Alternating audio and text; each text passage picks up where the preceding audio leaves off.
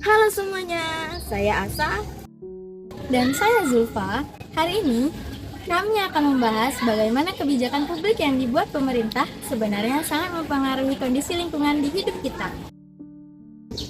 Karena faktanya masalah lingkungan tidak hanya soal alam yang rusak, tapi juga bagaimana kebijakan dirancang, diterapkan, dan diawasi. Kebijakan publik adalah keputusan atau aturan yang dibuat oleh pemerintah untuk menyelesaikan masalah-masalah yang dihadapi masyarakat. Hal ini termasuk masalah sosial, ekonomi, sampai masalah lingkungan. Kebijakan lingkungan sendiri bertujuan supaya aktivitas manusia tidak merusak alam secara berlebihan. Jadi, ada keseimbangan antara pembangunan dan kelestarian alam. Beberapa kebijakan penting, misalnya Undang-Undang Pengelolaan Lingkungan Hidup, kebijakan tentang sampah 3R, pengendalian limbah, sampai pengembangan energi terbarukan.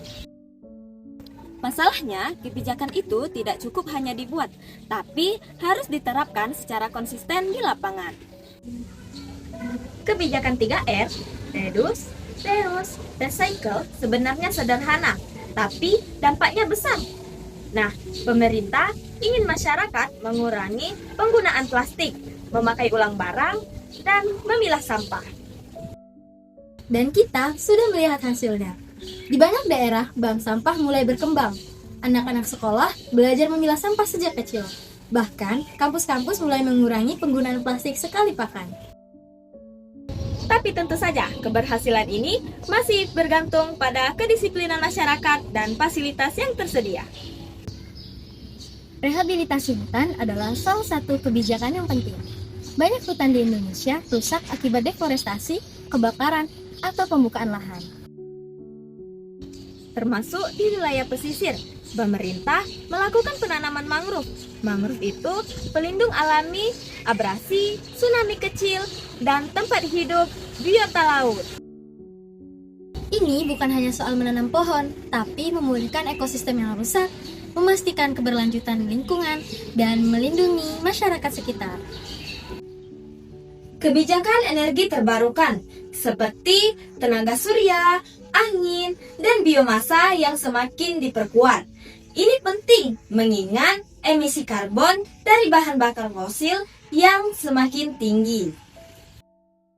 Dengan energi terbarukan, Indonesia bisa mengurangi ketergantungan pada penggunaan batu bara, menjaga kualitas udara, dan bergerak menuju ekonomi hijau.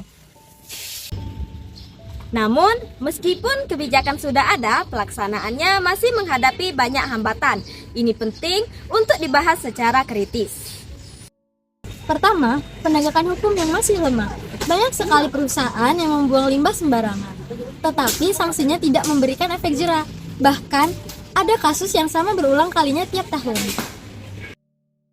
Kedua, beberapa program lingkungan hanya ramai saat awal diluncurkan, terutama jika berkaitan dengan proyek besar.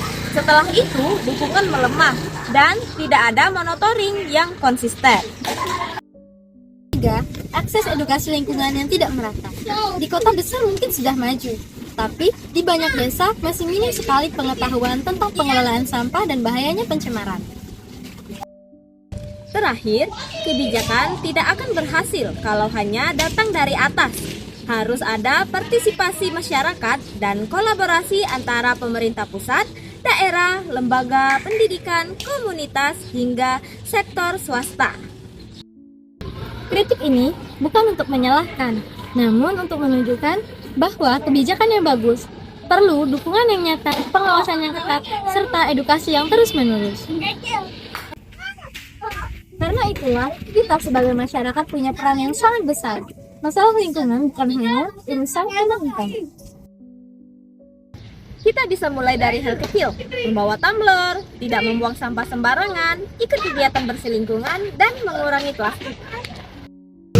Kalau satu orang melakukan, dampaknya mungkin kecil, tapi kalau 1.000 orang melakukan, perubahan besar bisa terjadi. Dan semakin banyak masyarakat mendukung, semakin kuat dorongan bagi pemerintah untuk memperbaiki kebijakan. Kebijakan lingkungan adalah fondasi, tapi masyarakat adalah penggeraknya. Pemerintah membuat aturan, kita melakukan tindakan. Keduanya harus berjalan bersama. Terima kasih sudah menonton. Mari mulai dari diri sendiri untuk bumi yang lebih baik.